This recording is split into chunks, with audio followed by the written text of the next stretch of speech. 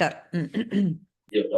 Om. Hi. Hari Om. Hari Om. Hari Om. Hari Om to all the Atmajyotis, divine light of the self.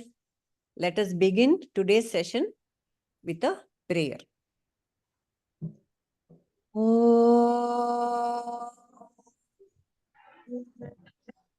Antarjyotihi Bahirjyotihi Pratyakjyotihi Paratpara Jyotireva Jyotihi Swayam Jyotihi Atmajyotihi Shivosmyaham Guru Brahma Guru Vishnu Guru Devo Maheshwaraha Guru Sakshat Param Brahma Tasmai Shri Gurave Namaha Shruti Smriti Purananam Alayam Karunalayam Namami Bhagavat Padam Shankaram Loka Shankaram.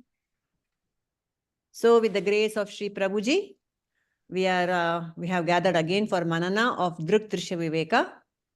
So today we are contemplating on the talks 72, 73 and 74. All right. So at the outset, do you have anything to share about these talks, or shall we dive into the... Okay, let us do some Manana first. In the beginning of this 74 talk, Prabhuji talks about Papaji. What is the lesson for us in this Papaji episode? Who wants to go with that? Indra, Anupama? Yes. We have to cross over bhakti and get into catch hold of jnana. Why? Elaborate. See, all your answers, this is not JJ. This is not Jnana Jyoti. You have to elaborate properly. You have the chance to do that. Because Papaji was saying to Ramana Maharishi that he is able to see Krishna, he is able to talk with Krishna. But the point is, that is devotion.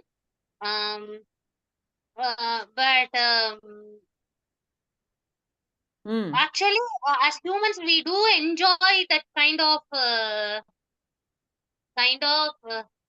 manolaya. That state is manolaya. Because we can connect emotionally, kind of get answers, we get comfort, everything happens.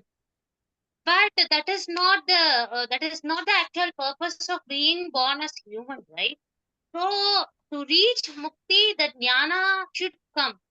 So we should go beyond devotion and being in the comfort zone, and to know what the reality is. Who am I? Instead of seeing Krishna outside, I should be able to see Krishna within me and take the guidance of Krishna inside me.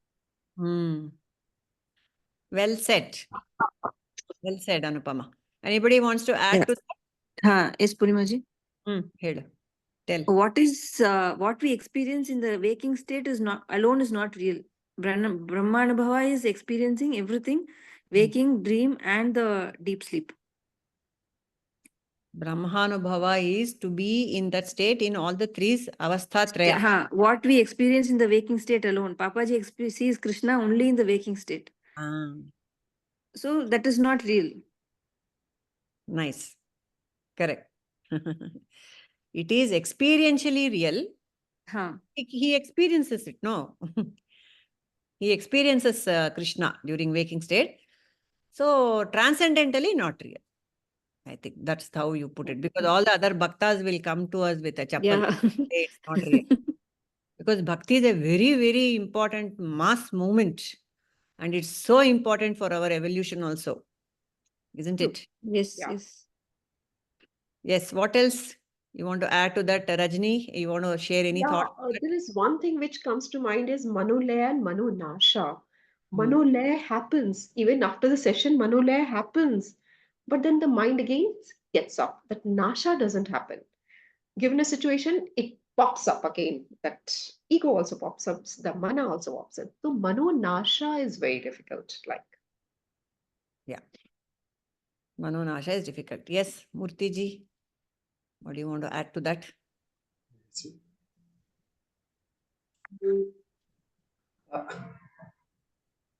Actually, this is a mere mental play.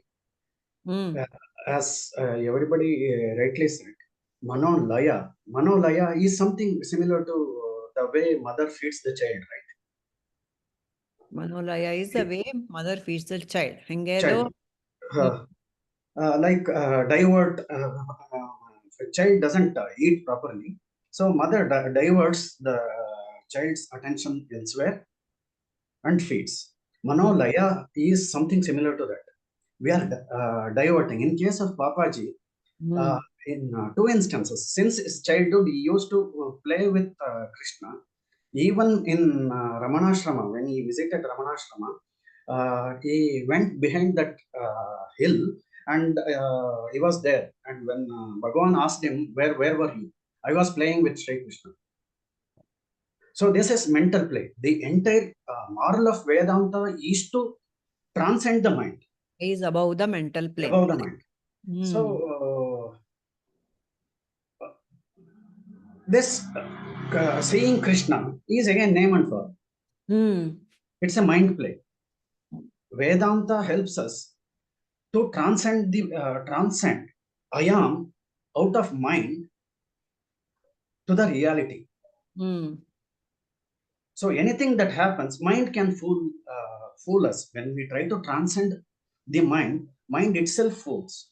That is where the beauty of this thing I felt.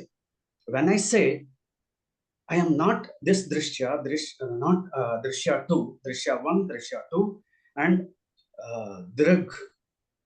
Drk is not also part of my body, visible body, and senses.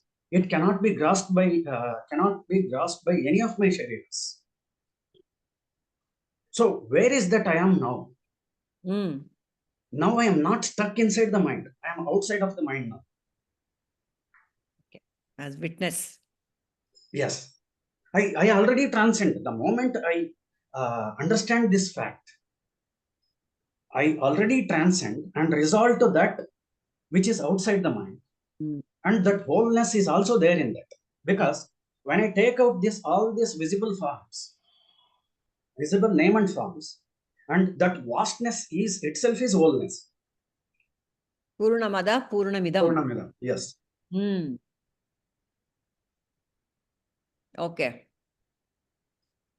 So this Papaji, did he experience Brahmanubhava, like Indra said, only in waking state?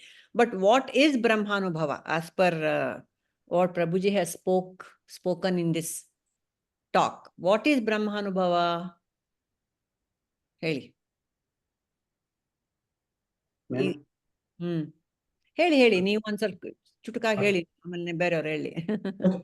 Actually, Brahmanubhava, if we take, when we started our life as a child, there was a plain sheet of white paper like this. It was totally plain. Later on, we accumulated many things. Those accumulations, that physical accumulation is gross level accumulation is also there, and mental accumulation or subtle level accumulation is also there. In addition to that, Purva Janmas, other things. Let us not complicate. Let us stick on to this life alone. There are a lot of accumulations from the family, from the society, all that is there. So which overrides the reality, that is the base of my self, is overlaid on that or superimposed on that, and that will start playing it. One of the Advaitin has beautifully explained this. He takes this white paper, and make it 3 parts. One part is colored with red, another part is colored with blue, and the third part is left as original, no coloring. So assume this red part is waking state. Blue is dream state. That uncolored stuff is deep sleep. No impressions. No impressions. So if we look at this, unfortunately, I don't have the color. Never mind. Let's assume that 3 colors. So where are these 2 colors, red and blue, are colored? It is colored on top of this plain paper. Okay. Yeah. Right. So dream state is almost similar to the white paper, right? Correct. Dream, deep sleep, you mean? Deep sleep, deep sleep, deep sleep, not dream. Yeah, it has got the potential. You can write anything on it. Yes. The vasanas are there embedded in that deep sleep white paper. Yes, the Satchit Ananda is this. So there are no accumulations there. So what is said here is, I should remain as this white paper and play with this red and blue. So that's what the bhaktas also do. They play with that. The Gnani bhakta will do that. Yes, yes. Play with the red and the blue. Yes. And this white paper, plain paper, should be, mind should anchor to that. Mind should take that support. Very nice. Correct. Yes. Mind should take the support. Like Ramakrishna said, what did he say? He was actually, on the face of it, it appears that Ramakrishna was a bhakta. And Vivekananda was all Gnana. But what Vivekananda said, Ramakrishna is a Gnani inside and Bhakta outside. I am a Gnani outside and Bhakta inside. See, so beautiful. Yes. It all, how we project ourselves, it depends on the vasanas. But both of them are Gnani Bhaktas or Bhakta Gnanis. So, yeah, isn't so beautiful, no, Rajni? So Ramakrishna, we think, was always Kali, Kali, Kali, Kali. But it is Advaita Ashrama they have established in the name of Ramakrishna. It is not Bhakti Ashrama. It's Advaita Vedanta to the core. And Ramakrishna said, tie the knowledge of Advaita to your pallu and play in the world. That's what he said. You have your bhakti, you have your karma, you have your dhyana yoga, you have everything, but with the knowledge of Advaita tied to the pallu. No? And Vivekananda, it appeared he was a jnana, always talking about karma, jnana, and all that. He was awakening people, lado, all that he used to say. But inside he was a total bhakta. So the amalgamation of all these, the 3 is our Hanumanji, isn't it? What did Hanumanji say? Who can tell us about what Hanumanji, when Rama asked him, who are you? What did he say? What is your relationship to me? Rama asked Allah. So can anyone recall that for us? Rajni? Not truly. Okay. Okay, Anupama can take it. Anupama, tell. When he was doing any work, he said that I am your servant, Dasoyam. Dasa. I am your Dasa. When he is doing puja or any sadhana, he becomes God and he becomes his devotee. And at meditation, there is no Rama and there is no Hanuman. Rama and Hanuman becomes one. Deha buddhyatu dasoham. When I have deha buddhi, when I look at myself as a body-mind complex, I am your dasa. Jiva buddhyatu amshoham. As a jiva, as a atma paramatma type of relationship, I am atma and you are paramatma. I am your amsha. Jiva buddhyatu amshoham. And then what buddhyatu? We are the same. Chaitanya, he says, at the consciousness level, you and I are the same. So beautiful. That is why in Deha Buddhi, we can never go around saying Aham Brahmasmi. And I mean, it's not happening. It's fine. It should be in the that blue and red.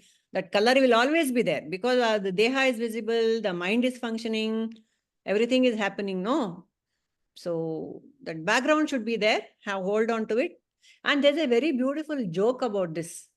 this who am I business. Ramakrishna is famous for this. Paramahams Ramana is famous for this. Who am I? No, I have told this joke many times, but I like it so much. So somebody like Papaji came to him and said, I am a bhakta of Narayana. I don't believe in all this. Who am I business? Narayana. I'll go to Vaikunta when I die. Ah. No. He asked, will I go to Vaikunta when I die? Ramana said, definitely. Since you are a bhakta of Narayana, you will go to Vaikunta when you die. And so, when I go to Vaikunta, what will Narayana say to me? That bhakta asked. So, Ramana said, very good, you have come here. Now go back to earth and inquire, who am I? That was Ramana's answer. So, all this who am I business has to be finished here on earth. That is the main thing. Very fortunate that we have been on this path of Advaita Vedanta. Hold on to your God. But another example Ramakrishna gives, like how children play this ಏನಪ್ಪ ಅಂತಾರೆ, how to Girgitle ಅಂತ ಹೇಳ್ತಾರಲ್ಲ. They hold their hands, two children, they cross their hands and hold each other and they go round. What do you call it, Rajni? Yeah, we've got the sense. They swirl around kind of a thing. They hold hands and around, move no? around. So hold that center has to be still. That is why they are able to enjoy the swirling. If they let go, finish. Yeah, they'll all fall. They'll fall, you bump your head, everything will happen. Such a beautiful analogy of how we should combine Advaita Vedanta with the world. Alva? So beautiful. Hold the center, hold to that screen, hold on to the knowledge that I am Brahman, and then you do whatever you want. It will become a fun. Going around there will be actually fun. Playing in the world is actually fun. Okay. One more thing Ramakrishna Paramahamsa mentions, especially I think personally it is very useful for me. He says, Manusya Sahaja Preeti for God. Sahaja Preeti for God. Human natural love for God. Action is The God. way I love my daughter, the way I love any of my relatives, it should be that close. It should not be that entity which is, even in this case, because Manusya is a Bhavajivi. So, if I am emotionally connected to that entity, whether it is Nirvikalpa or whatever it is, only then I can go very close to it. Otherwise, it will become intellectual Bauddhika Jnana. Dry. The rasa comes from bhakti. Yes. Okay. So Ramakrishna example also Prabhuji has given in this talk. Can anybody recall that? What does the Ramakrishna example teach us? Same thing, but a little more, flesh it out. Who can? What did Totapuri tell Ramakrishna is the question. Rajini, I'm sure you know the episode, so please recall it for us. Yeah, he said he could see Kali all the way. And then he says, he gives him a gush over here at the forehead. Correct. And Historically, yeah. And he says, I'm not able to recall the whole thing. And he says, you will have to surpass this Kali to see or to transcend that mind and see Atma all the way. So that's it. But I don't recall the whole exactly how it goes. That's so it. He Pierce Kali with a glass piece of jnana. It's metaphorical, but I'm sure he did, because it's very much accounted. So it's a very recent history. So I'm sure he did that. But Ramakrishna didn't need it. For our sake, for teaching sake, all this natak, I'm sure, was done. So we have that beautiful shloka, no? Ajnana timirandhasya. Gutta, who knows the shloka? Anupama, you know? Indra? No, I don't know, Padmaji. Ajnana timirandhasya jnananjana shalakaya chakshurunmilitam yena tasmai shri gurave namaha. Because the glass piece has come here. So in that shloka, it is said, Ajnana Timirandha. Ajnana is the darkest night. Timirandha. It is darkness.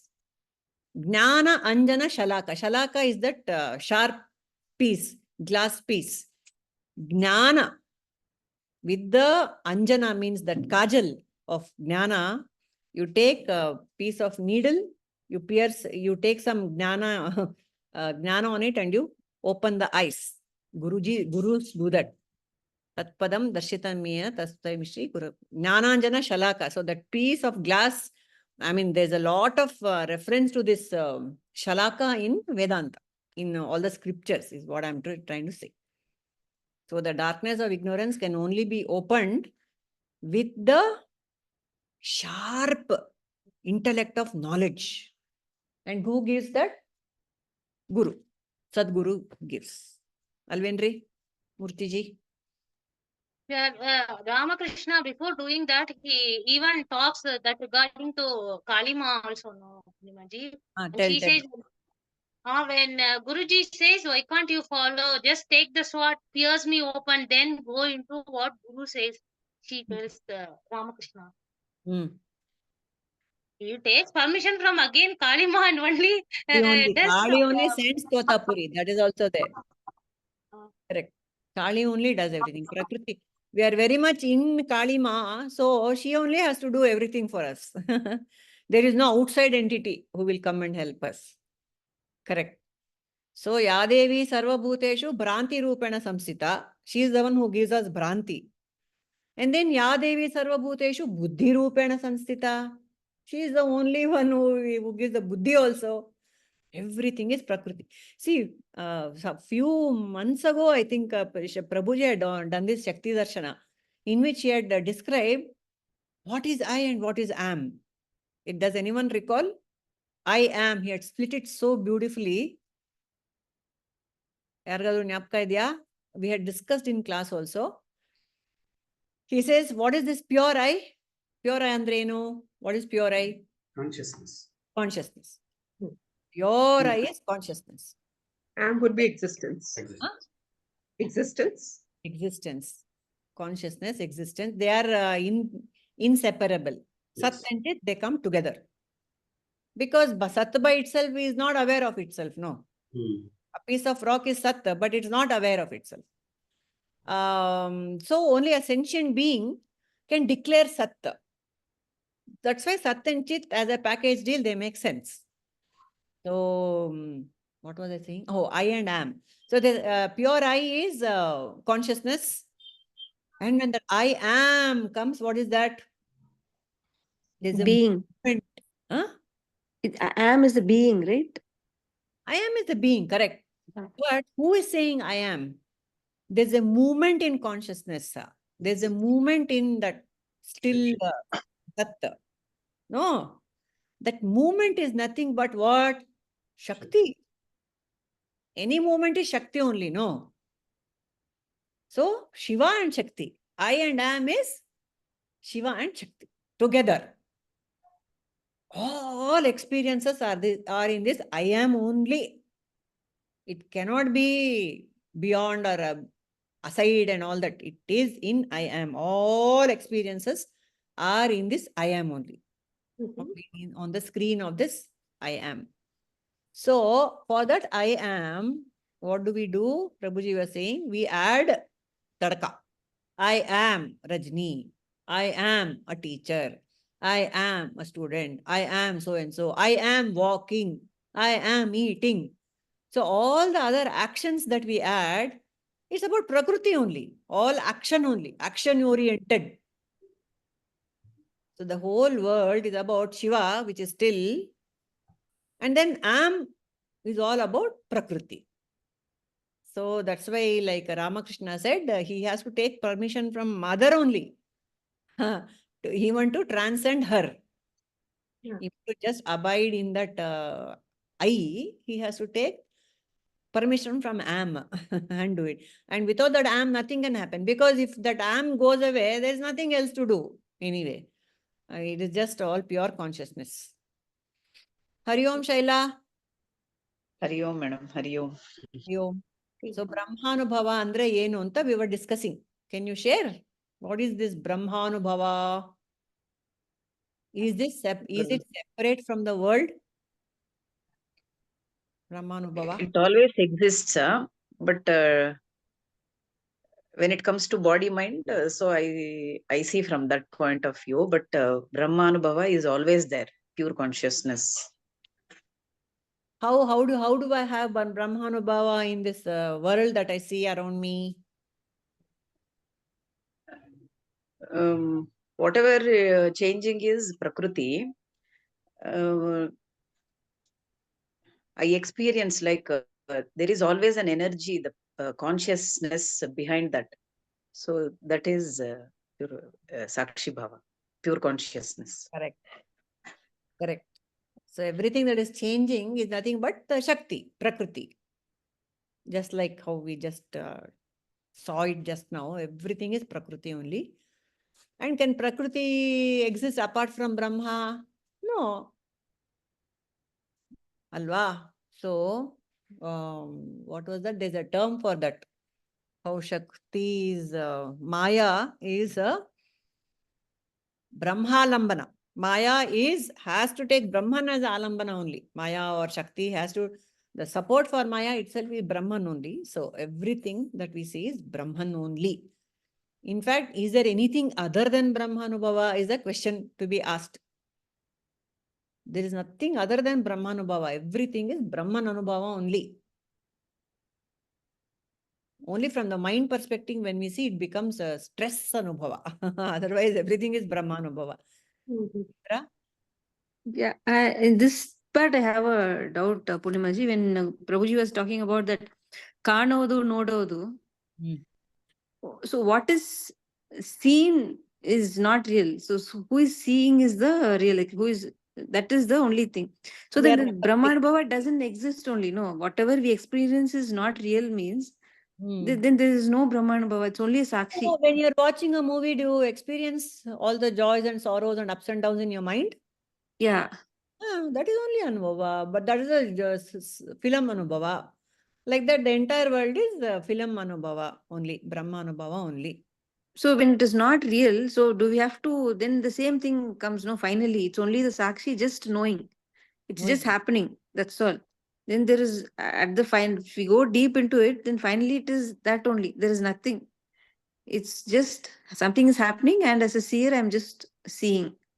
Yes. That ups and downs in the mind also you are seeing, because the seer number 2 is the mind. Which enjoys or not enjoys or about everything that is seen. So 3 levels it's happening with the senses. Seer number 3 inputs are coming. Seer number 2, it is raga dvesha is happening.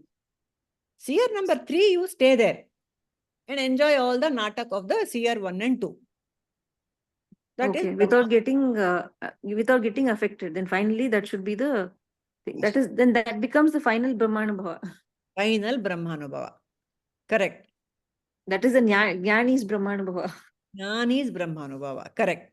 Our Brahmanubhava is at least intellectual in nature. Yes, everything is Brahman, everything is Shakti. At least at that level also you can, still it makes a lot of difference in life. Yeah. Intellectual level. Ma'am, actually, from 32 onwards, Shloka 32 onwards, this application is what being explained. Pratibhasika Jiva, Vyavaharika Jiva, Paramarthika Jiva. Remain as Paramarthika Jiva and participate in the transaction and Pratibhasika.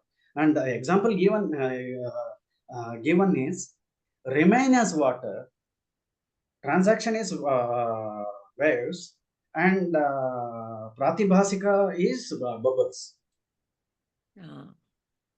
Water, waves, and bubbles. Bubbles. Remain as water. Always remain as water and enjoy those waves. And the bubbles. Yes. So this is what I was trying to say. When I am moved out of mind, only then this experience is possible. As long as I am stays as part of the mind meaning in inner instrument. Without the vasanas. Yes. With the vasana package. No, vasana maybe it is okay, but I am is the culprit. As long as I am stays within the instrument, inner instrument, is the problem. If this I am is taken out, that is what is drk, right? We are taking out drk outside of mind. Once that is taken out, only then I can objectify all, be it gross body or subtle body. Correct. This objectification of myself is the greatest challenge. Yes, yes. No, people, Yes. that BMI objectification, at least the body you can objectify, but mind objectify is very, very difficult. No? To watch my own mind, it is a bit tough. Very tough. No, that is the reason Manolaya is required. I think in Upadesha Saram it is mentioned. Once we have that Manolaya, then mind is ready to look at itself. With these noises, when there is noise in the mind itself, mind will not be able to look at itself. Convert that noise into Laya, using bhakti. Intelligent noise. Yes, yes. And the Yes. mind is noisy. Convert it into intelligent noise, like what we are doing now. No, this inquiry itself makes mind calm, because the ignorance of the mind itself understands its ignorance. And the moment it understands, the restlessness goes away. Ignorance remains, restlessness comes down. Correct. That is why all the bhakti marga is so highly rated. Yes. Isn't it? Correct. Set a thief to catch a thief. Yeah. Use the mind to catch the mind. Amale, what else is there? That is the only instrument we have to, anything expression has to happen. It has to happen in one of these three actually.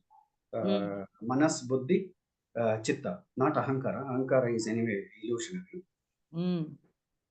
So expression has to happen in mind only. There is no other expression instrument. Yes. And either as a bhakta, you catch hold to your Ishta Devata.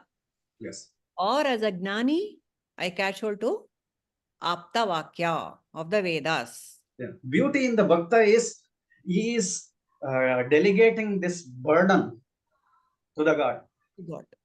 Everything is left to you. You take care. I am delegating my life itself to you. You take care.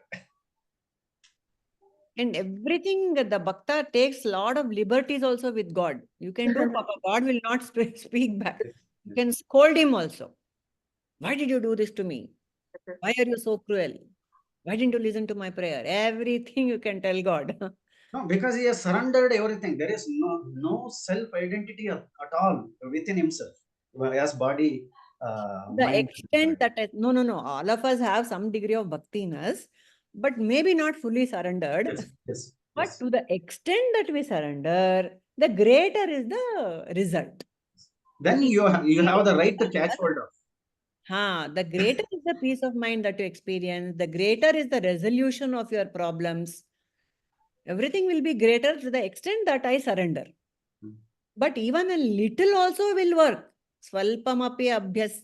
What's that? The Bhagavad Gita, he says. Swalpamaspi asya dharmasya trayate mahato bhayat. Even a little practice. You take one step towards me, enough. I will take you over the help you across the 7 oceans.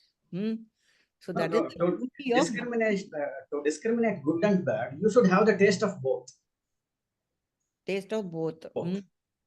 So only then you choose to take the side. Yeah. And this is something interesting I came across in some other context. Why this Aptavakya of the Vedas should be taken as pramana to surrender. See, even to accept that what all we are studying in Drk Drsya is true. How do you know? How do you know, This is Indra? an experience. Huh? It is. We have experienced it. You know, but how do you know that that ultimate seer is the one? This is the truth. How do you know that that is Brahman? How do you know that? I mean, you can question it as a skeptic. You can. Why should I take this as true? All that will come. Yes, like you said, this is a very logical. What is being told in DDV is very, very logical, and we can actually, intellectually also, experientially also, we can do it. But still, it has to come from the Guru. Alva. This has come from the Guru to point out also. Otherwise, if Vidyaranya Swami has put it across so beautifully for us. So that Guru's Vakya and the Veda Mata's Vakya, they are very, very, very important. They are Apta Vakya. You surrender to it. You are Brahman, it says. See, even in DDV, it is experience. I am the Sakshi. All that is there. But still, will you declare I am Brahman? Now that I have understood the 3 seers and all that, Rajni, confidently declare I am Brahman. I should. Intellectually, yes. Intellectually, yes. But I am working towards it. I make mistakes. I can see my mind. I can see my ego uprising. So I have reached a place where I can see if there is a wrongdoing on my part also, I can see it.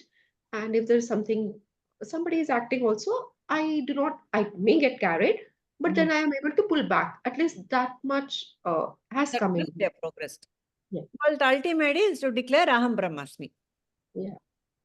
And to declare I am Brahmasmi, the first step is accept that as the truth. That is there. Okay. We have, all of us have to work with a hypothesis in mind. That's what scientists also do. There's a hypothesis, and then I try to prove work towards it, isn't it? So about this, why only this Vedas and Upanishads we have to take as the truth? Why not? There are many self-proclaimed enlightened masters. They also say a lot of things. Why don't I, why can't I take their words as true? And why only this Veda Vakya is true? Why? Yakappa, you have any thoughts? Yeah, it's come from God directly. And whose teaching is also God. So with the trust, we accept it without any doubt. And we'll have to put effort to reach that. Practice is needed for anybody to get established into the teaching. Correct. How do you, if you doubt God only, if you don't believe in God, what do I do? It has come from God anta helbitre hinge. There since many time, Purnimaji. It is there for a very long period. Time tested. Endlessly, eternally, it's been there. So, for this, I came across a beautiful explanation. Why Veda Pramana is a Pramana and not Tom, Dick and Harry's Pramana is Pramana. Why only Veda Pramana is Pramana? So, in that, it is explained, if any human tries to say my truth is the truth, what is happening is there are 4 types of doshas that can creep in. Dosha, what is that? Dosha andre enappa English alli? Impurity. Impurities or errors. 4 types of errors or doshas can creep in. One is Brahma. Main thing, Brahma, illusion. Thinking myself that I am correct itself is a nodda Brahma. I am correct. It comes to my head. I make a statement and I feel I am correct.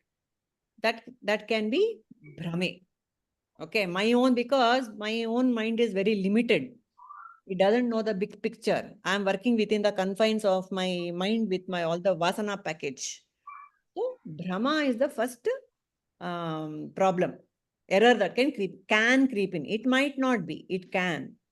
Ma'am, that is because here, if we look at Vedanta, or in this case also, if we look at it, it is mind is trying to give solution to the mind problem.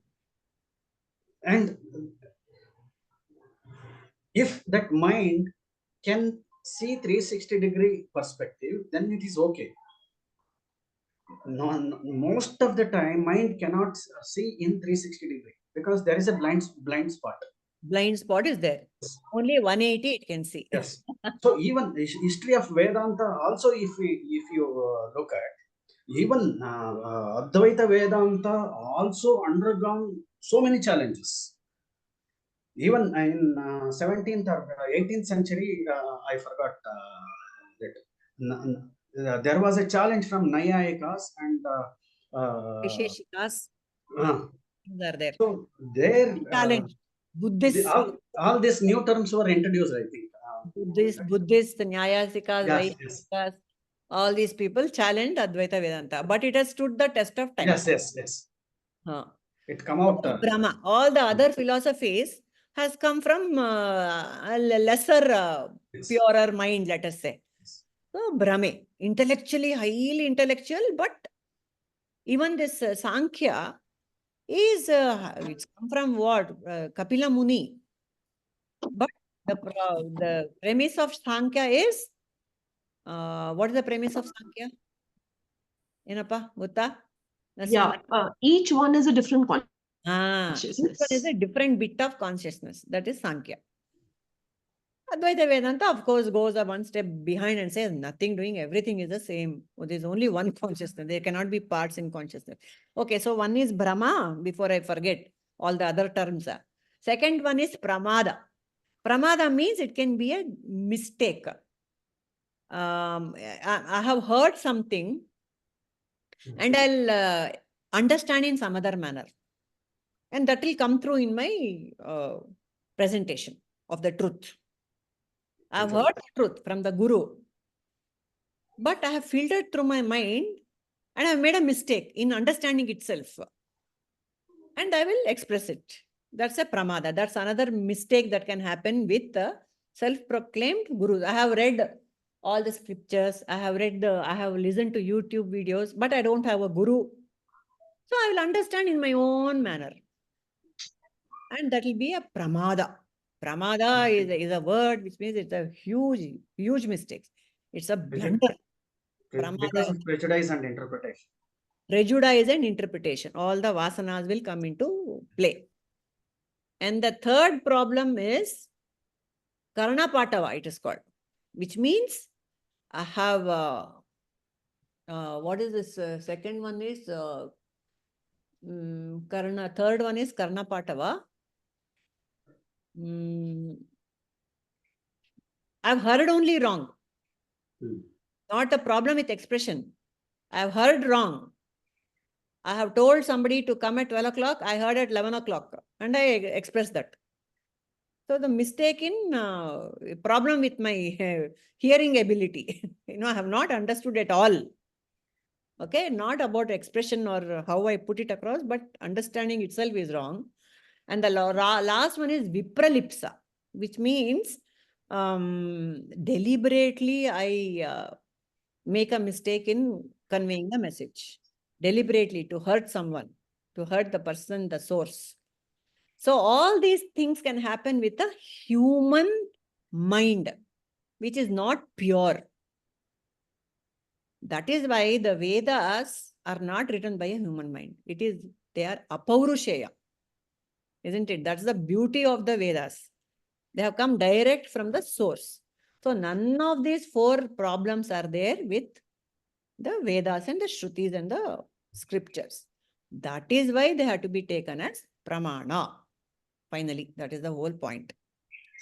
That's why any other source cannot be taken as pramana.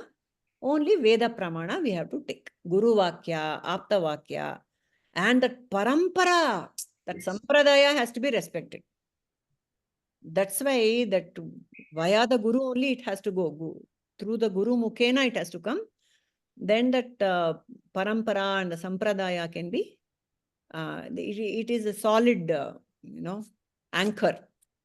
Otherwise, all these new age gurus and all, maybe they for themselves it will work because they have done some sadhana in their previous life and suddenly they'll get realization. But when they try to get express and get students, It's a problem. Very, very much of a problem. For them, it is fine, but none of their Shishyas will progress in life. Whereas here, in this parampara, it's a Mahayana. Guru will take everyone along and they will go. And so we are coming to the next question here. Who is a Guru, Sadguru? Who can give us this Vedantic knowledge? Who is a Arha? Who is realized himself and he is able to express that knowledge very clearly and communicate that to his students. The two things, Shruti and he himself is a realized master. Brahmanishta, he himself is Brahmanishta and Shrotriya. Is correct. He is able to teach exactly the way it should be taught. As per Vedanta, as per the Pramana, Shruti Pramanas. The one who does that is Shrotriya. But we are all very fortunate to have Shrotriya Brahmanishta Guru. What about the rest of the world? How much can one Guru do, Papa? So we have got Acharyas. Smaller entities who are able to take the world forward. But will that work? These Acharyas who are just sitting and teaching, even though they have not realized, is that also fine? Yes. yes. Because gradually, those are the basic steps. Manana is happening, no, Ji. Shravana Manana is happening. Yes. And Finally, why? even the Acharya will take you to the Guru itself. He is just a media between the two. Guru has empowered the Acharya. Okay, go and tell Anta. So that is also there. And why it works is because it is the truth that is being spoken, whether it is a Brahmanishta Guru or whether it is the Acharya or whether it is one of us, we are all talking about the truth only. And the truth is powerful. Even though I am not realized, I am not a Brahmanishta and all that, even to talk about that, no, it is empowering enough. It's the truth.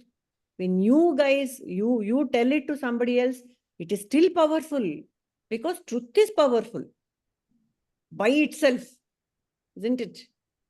That is why that is the power of the Shastra Pramanas. Truth is powerful. Satyam. Satyameva jayate. No? Any thoughts? Another major question is Shrotriya. Why so much emphasis is given on Shrotriya, Shruti and Shrotriya? Why? Why? We can read books. This is my personal experience. When I read that book, the same thing, what is there, what is already there in my accumulations I have, I can give an analogy for this. Like there is a smoke inside my house and I closed all the doors and windows and running a fan. Same smoke circulates inside. Shrotriya is something similar to exhaust fan. Mm-hmm. So when I listen, there is a direct perception, direct absorption is possible without interpretation. When I read, there is a translation and interpretation happens. When I read a sentence, I need to map it with what I already understood. There is any variation. For such kind of knowledge, I think our engineering, any particular worldly or subjective knowledge, that's perfect. But for this, I think it is Shruti alone that's the reason so much emphasis is given on Shruti and Shrotriya. And when that mind is not caught up in itself and it has that exhaust fan, like you said, yes. That when that kind of Sadguru, even when he scolds, that becomes a Shruti by itself. Whatever comes out of the mouth of the Sadguru is Shruti. For example, Adi Shankara, his Bhajagovinda Stotra is a scolding. Yes. Rakshati Dukuring Karane, Mudamate. He says, you fool. He actually sees a child or an old man on the banks of the Ganga. He sees the banks on the Ganga. An old man is sitting and memorizing the rules of grammar. Grammar. Shankara scolds him. Bhaja Govindam Mudamate, you're about to die. Think of Govinda. Nahi nahi rakshati. This Dukring Karane, he says that rules of grammar is not going to help. So that itself has become a Tattvapada, no? Bhaja Govinda Stotram itself is a scripture. So when the Guru scolds also, it is Shruti. That much we have to understand.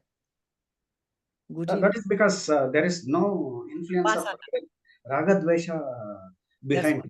Exhaust fan is there, like you said. I like that example. All the impurities are constantly being pulled away. Yes. And it's always a clean, pure mind which is working. Yes. Atva, full of sattva. Yes. Beautiful. Okay. So even Ninda will become a stuti in the from the mouth of a Guru, Sadguru. And then this is about the Guru. Then what about the Shishya? Next comes the qualification of the Shishya. Who wants to tell us about Shishya qualification, Shaila?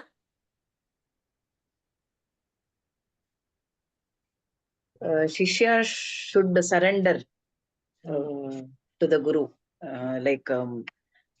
Everything. There shouldn't be any doubt. As Arjuna surrendered, he was always a friend, Saka, everything, relative. Finally, when there was surrenderance, so Bhagavan gave him Jnana. Correct. So we should believe in him and the scriptures. Very correct. And anybody else wants to add to that? Qualification of Shishya? I think Shraddha and Bhakti are very important. Shraddha. Shraddha and Bhakti. Shraddha in the Guru and the Apta Vakya of the Shraddha not only means belief. What is Shraddha? That consistency in practice is also Shraddha. Sincerity. Yes. Sincerity is important. Yes, Rajni? The keenness. Keenness. Yes. Keenness. If I have to go through the sufferings of the worldly affairs, this is the only path for me. So that kind of this thing, okay, I'm so keen to learn, I'm so keen to practice, and I'm ever at the feet of the master, That is the mumukshutva. Mumukshutva. Yes. Yes. That Important. Sadhana Chatushtaya. Sadhana Chatushtaya, Shramadamadi Shat Sampatti, all these are very, very important qualifications. However, that was when Shankara wrote in Tattva Bodha that if you don't have the Sadhana Chatushtaya, don't even allow them. That was an entrance test. But our Guru is very kind. And in Kali Yuga, in this 21st century, no Guru will insist on the Sadhana Chatushtaya because then nobody will walk through the doors. So it's open for all. You take it. So that's what Prabhuji was saying the other day. First, I have given you Jnana. Now I'm going to make you go through all the prakriyas, this Shakti Darshana, this breathing and all that, so that purification happens. And the Jnana stays with you. Because my impure mind, Papa, it gets filtered very badly, this Jnana. Pure mind, it goes in very easily. So Jnana has been given. Now the cleansing process will happen. So, but in the earlier days, it was the opposite. The cleaning has to happen first for us to take the Jnana. So Guru is so compassionate. He's given us the Jnana and now he wants that to establish. So he's ensure that, Papa, that cleansing also happens with us. So nice. So when the Shishya is not ready, whatever the Guru says, you give Jnana, you give Shakti Darshana, you give everything, no use. So what comes to mind is this Duryodhana. Krishna showed him also the Vishwarupa. You remember? Yeah. What was the use? What did Duryodhana say? I'm captured by my mind. And though I understand, I'm not able to come out of it. Correct. So he was on one occasion under the influence of his mind or his manana. And he was even knowingly that this was not the right path for him, he was not able to come out of it. He was not able to come out of it. And Krishna showed him the Vishwarupa Darshana also when the last time he went for peace talks. Before the Mahabharata war, 5 times Krishna tried to prevent this inevitable outcome of war. Then last time he went to say, give me 5 villages, enough. So Duryodhana, what did he say? I will not give you 5 needle point land also, I want you get lost. And then why he shows the Vishwarupa to Duryodhana? Because he said he will put him in jail. He wanted to put him in jail, actually, Krishna. So that is the time when he shows his... shows the Vishwarupa. So for that, what is Duryodhana's reaction to the Vishwarupa? You're a magician. Don't show You're a magic. magician, you can't fool me, kinds. You can't fool me, you're a Mayavi. You don't. So that is the problem of giving this Brahma Vidya to all the undeserving students. That is why there is a arhata for Shishya also. Unnecessarily wasting of time if you do it otherwise. See, Shravana and Manana for Duryodhana was happening through wrong guru. Shakuni. Very well said. I know. Shakuni was the Shravana and giving him the inputs. Very good cause. True. Actually, Tivra Mumukshatva, if a person has Tivra Mumukshatva, that alone will take care of rest of the remaining 3 of the sadhana chatushtaya. Tivra mumukshatva illa, little mumukshatva also we have all come out here. Yeah, see, a little you put one toe in the door and God says, okay, come in. Yeah.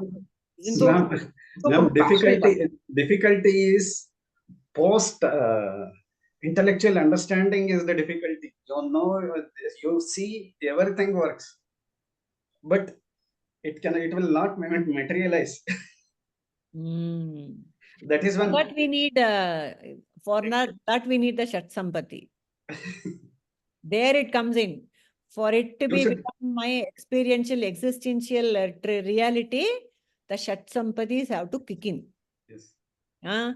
You should crave for that always. Shraddha, Samadhana, Titiksha, Uparati, everything has to come in at that level.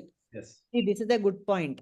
You can get inside, but to get the benefit of it, whatever has been prescribed by Shankara has to come into play. This is where Ramakrishna Paramahamsa's statement is also very handy. You should, that human natural love, right? So anything you love, you have a deeper love, that materializes. Yes. Yad bhavam tad bhavati. Yes. Correct. It will manifest. Yes. But then I want to be a millionaire. Why doesn't it manifest for me? Even that manifests. As long as you meditate on that, If if there is a small doubt also in that, it will not manifest. Once if you think, will I become, then it will not get manifested. You know that story about this one Shishya, no? 2 Shishyas who were asked, who is the better Shishya? Who is the more, this one Shishya or something, some anecdote is there. So when Guru told the Shishya, you jump off the cliff. If you believe in me, if you have Shraddha in me, that I'll protect you, jump off the cliff or something, he says. So that fellow, he stands at the tip of the cliff and he says, if I'm a true bhakta of the Guru, let nothing happen to me, and he jumps. He gets hurt. Of course, Guru has given just a small fall. It looks like a big fall, but it's a small fall. So he breaks his leg. Then he comes up crying, I believe in you. Why did I hurt myself? The Guru said, you expressed a doubt over there. If I believe in the Guru. Okay. That is why you got hurt. You did not surrender and say, I believe in you, Maharaj, and you didn't jump like that. That is the problem. So that kind of Shraddha has to be developed. I wanted to add something else in life. Okay, forget it. Why did Krishna not give the this thing to Yudhishthira? Because even he was a pure fellow only.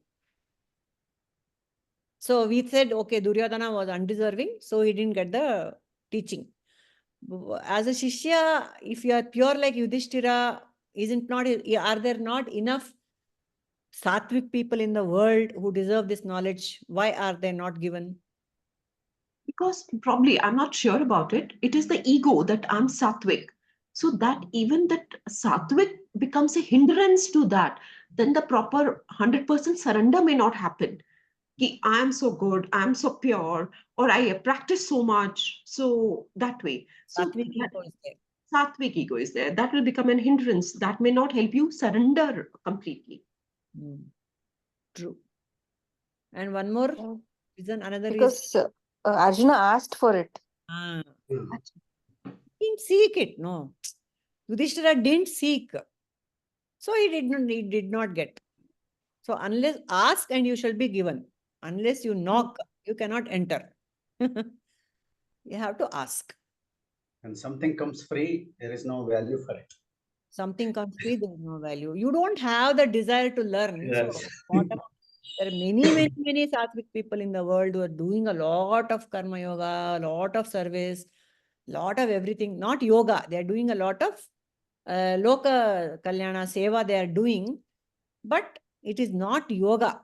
Papa, they are getting a lot of punya, accruing a lot of punya with all the good things that they do, which will give them a better life in this and next lives, definitely.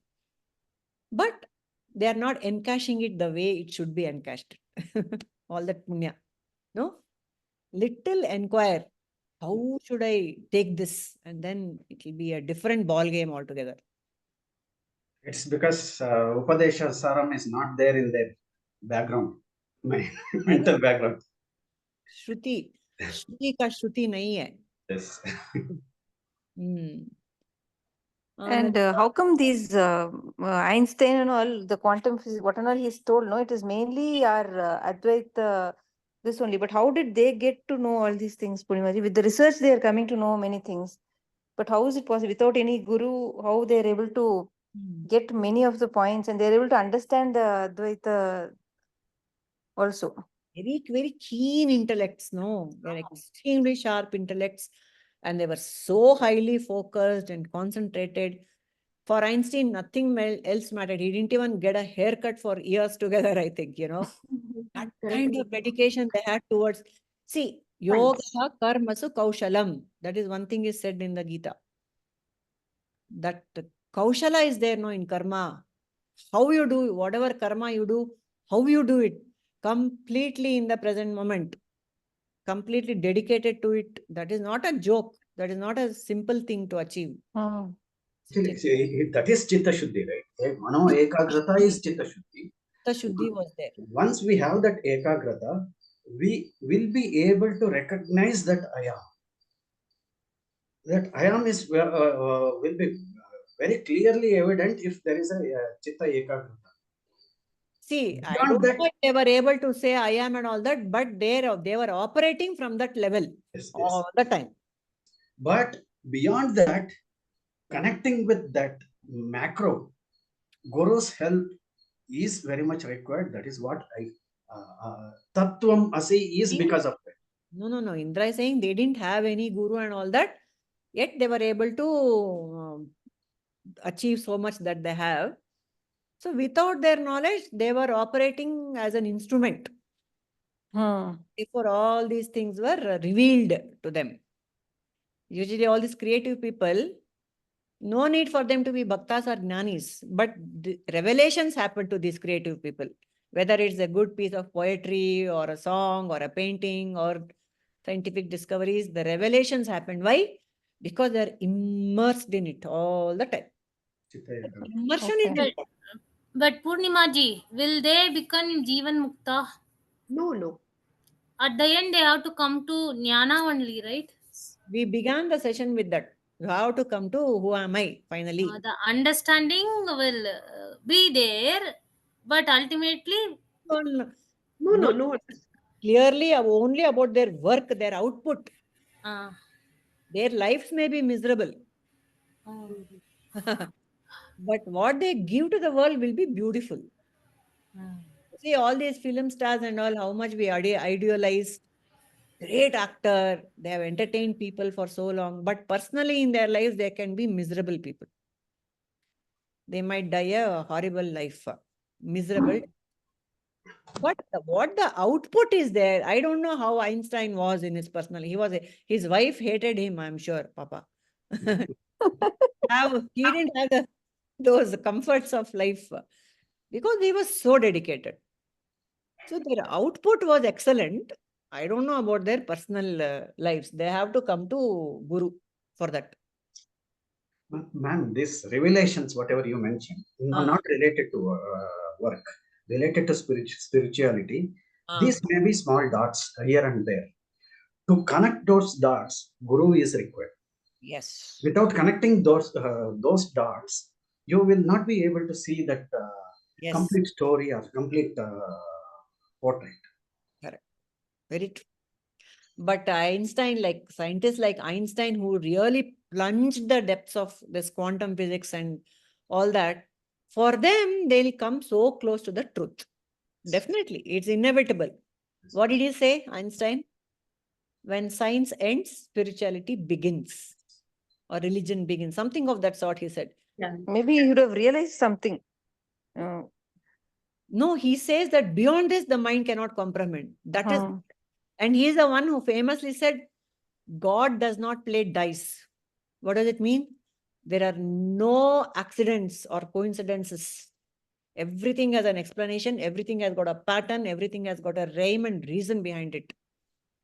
To come to that realization, it's a wonderful thing. Everything is God. He said God is not playing dice. In this physical manifest universe, everything has got a place of its own, time and place. It's got everything. That's what he said. Yeah. Last level beings it's not ordinary. No? What does it mean? It is complete surrender only. Actually, think of that statement. God does not play dice. It's about surrender. Alva? I should be able to say in my life, I should not be able to lament, ayo, why did it happen to me? What did I do? No, God is not playing dice. Whatever is on your plate, you ask for it, it is being served. That is really, really surrender only. At that level.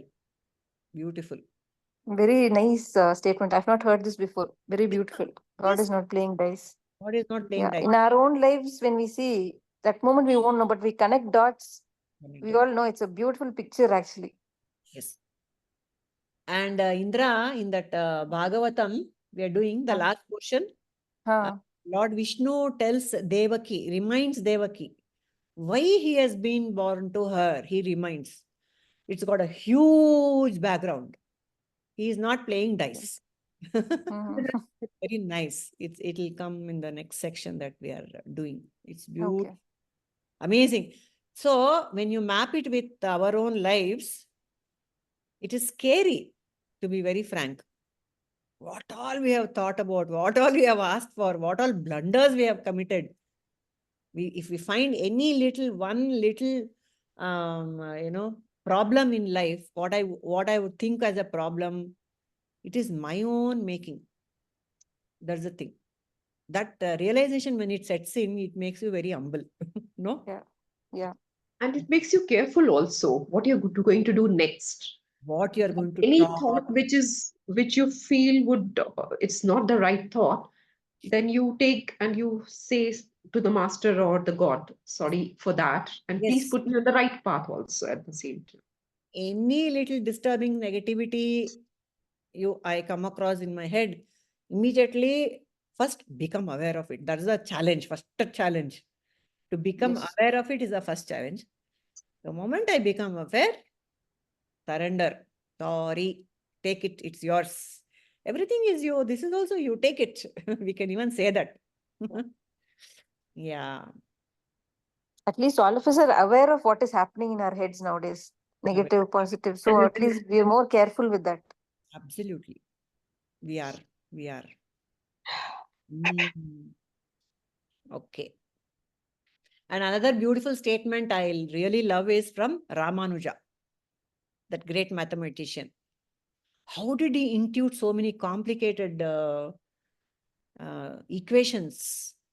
You know, the mathematical. Huh? Purnima, it seems I've read somewhere that he was not very bright or intelligent. His professor told, but he had the blessings of a mother in the Shakti. Yes, so probably he computed that way. And because his professor said in real life he was not very intelligent, but he had the Shakti playing, and so he was used as an instrument for those, calculations or whatever came from him. Exactly. And you know what he said, his famous statement? No. I can see equations floating in front of me. Floating, yeah. That was what he said. That, like you said, is intuitive. He intuited them. He didn't discover them. He didn't arrive at them. He just intuited. He says, I can see equations dancing in front of my eyes. That Shakti was dancing in front of him in the form of equations. He was a pure channel. So that is how all these great scientists operate, basically. Even that Nobel, who did that atom bomb, even he was devastated by the devastation he caused with his atom bombs. Then he became a complete bhakta. No? He became a bhakta. When it was Nobel only, no? Oppenheimer. Both Oppenheimer and Alfred Nobel, both of them, yeah, they discovered the nuclear bomb and the atom bomb and all that. And so they were so devastated with their own. I mean, it's not a joke to make those things, but then they themselves were so devastated that they completely turned to God after that. So all these things are there. Very interesting. So it's 11:30. Anything else you want to add? Then we'll tell the closing prayer, and then we'll discuss about our Saturday trip. Closing prayer? Yeah. Rajini, you want to do?